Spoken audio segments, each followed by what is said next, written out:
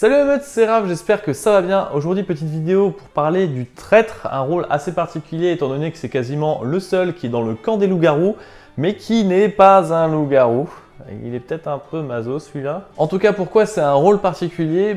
Tout simplement parce que c'est une stratégie assez unique qu'il faut adopter lorsqu'on a ce rôle. Certaines personnes connaissent peut-être le loup végétarien d'Ultimate Werewolf, qui lui ne mange pas de villageois, donc s'il termine tout seul, il ne peut pas tuer de villageois. Sauf que le loup végétarien compte dans la condition de victoire des loups-garous. C'est-à-dire que si c'est le dernier qui reste en vie, il peut quand même gagner la partie en tant que loup-garou. Le traître, c'est pas le cas. Si jamais tous les loups-garous sont morts et que le traître reste en vie, le village gagne et le traître aura perdu alors qu'il est en vie. En tant que traître, ton unique but, ça va être de faire en sorte que les loups-garous se fassent le moins tuer possible. Tu ne peux pas gagner sans eux. C'est très important. Et ton rôle est justement de prendre les coups à leur place si nécessaire et de tout faire pour qu'aucun des loups-garous se fasse tuer. Alors bien entendu, quand je dis aucun, il faut la jouer fine, mais il faut surtout pas, par exemple, que tu inities une attaque sur des loups-garous. A l'inverse de quand t'es loup-garou, par moment, ça peut être stratégique de sacrifier l'un des tiens, là tu es traître. Celui à sacrifier, c'est toi. Donc jamais, de chez jamais, tu attaques un autre loup-garou. Et d'ailleurs pour ça, la première étape lorsque tu es traître, c'est d'abord de repérer les autres loups-garous. Ça va être encore plus dur que lorsque tu es simple villageois. Parce que oui, quand tu es simple villageois, tu doutes qu'un mec est loup-garou, tu l'accuses, tu peux vérifier si tu avais raison ou pas. Et toutes les hypothèses qui en découlent sur le fait qu'un tel et un tel sont aussi loups-garous, tu peux les vérifier parce que tu en as tué un qui est en effet loup-garou. Quand tu es traître, c'est pas pareil. Tu peux faire des hypothèses sur qui sont tes alliés ou pas, mais tu peux pas vérifier, tu peux pas tuer, t'as pas de don de voyance, t'as rien du tout.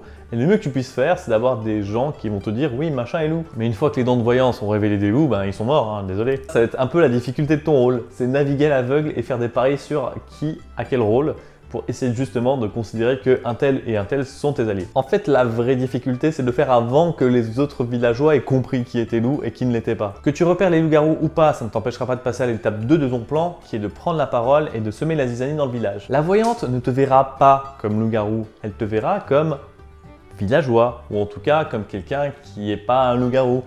Donc du coup, la voyante ne va pas forcément se méfier de toi au moment où tu vas commencer à prendre la parole et elle ne peut que se méfier, à l'instar de tous les autres simples villageois, de toi en tant que personne qui peut potentiellement être traître. Du coup, prends la parole, demande à devenir maire, lance des accusations, fais des théories, etc.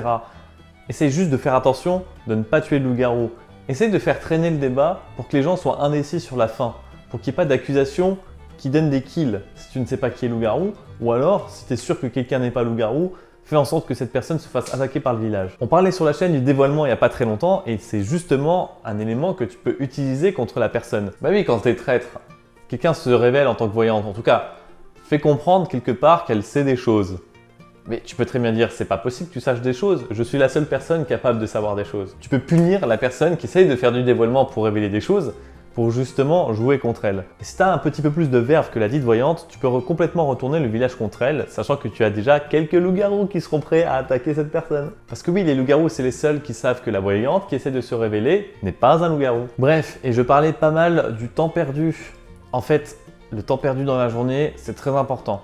Il va falloir que tu laisses le village parler un maximum, que tu essayes de trouver les personnes qui ont des rôles importants. Parce qu'en tant que traître, c'est ça qu'il faut que tu vises. C'est que tu essayes de trouver les personnes importantes du village pour retourner le village contre elles et qu'elles se fassent tuer lors du vote. Une sorcière par exemple, pire ennemi des loups-garous. La sorcière, elle va sauver quelqu'un. Donc c'est-à-dire que si tu trouves la voyante, la sorcière va sauver la voyante. Elle va savoir que la voyante est innocente, elle aura claqué une potion de vie dessus. C'est compliqué pour les loups-garous d'attaquer une voyante. Pour débloquer la voyante, il faut d'abord attaquer la sorcière par exemple. Donc si tu réussis à repérer une sorcière, tu lances le village contre la sorcière, les loups-garous ils ont le champ libre pour tuer qui ils veulent après. La troisième étape, c'est d'être le fusible qui saute au moment où ça commence à tourner mal pour les loups-garous. Tu es traître, tu ne comptes pas dans les conditions de victoire, tu n'apportes pas grand chose au village et si tu vois les loups-garous en difficulté, c'est eux qu'il faut aider. Il n'est pas impossible qu'il y ait d'autres joueurs qui t'aient repéré en tant que traître et qui essayent encore de débusquer les quelques loups-garous restants. Ces personnes-là, il faut laisser l'occasion aux loups-garous qui restent de s'en débarrasser. En fait, ce que je te propose de faire quand tu es traître et que tu sens que la partie va pas très bien pour les loups-garous et que tu ne réussis pas à te faire tuer d'autres villageois, il ne faut pas révéler son rôle, c'est anti-jeu, mais commence à avoir une attitude un peu plus bête que ce que tu avais avant. C'est-à-dire qu'avant, tu essayais vraiment de faire semblant d'être un villageois qui s'implique, de lancer des théories logiques, commence à devenir très incohérent dans ce que tu dis, à devenir très aléatoire, pas très contrôlable, un peu bordélique, de façon à ce que les gens commencent un peu à en avoir marre de ce que tu dis, en voyant très bien que tu dis n'importe quoi. Et en fait, en voyant ça, le village va prendre le focus sur toi, il va commencer à se poser des questions sur ton identité, et là, fais semblant de te défendre, fais semblant d'être sincère dans ce que tu fais. Essaye de faire comme un loup-garou qui essaierait maladroitement de récupérer la situation à son avantage. Une fois que tu auras fait ça, le village va te regarder, va décider de te tuer, ce qui laisse une nuit supplémentaire au loup-garou pour éliminer quelqu'un de vraiment influent et de vraiment dangereux. Voilà, je t'ai fait ça en 3 étapes, mais il y a des choses beaucoup plus compliquées à expliquer sur le traître. En tout cas, j'espère que cette vidéo t'aura été utile et n'hésite pas à mettre en commentaire les autres questions que tu as sur ce rôle. C'est un rôle assez compliqué et assez difficile. D'ici là, le village s'endort.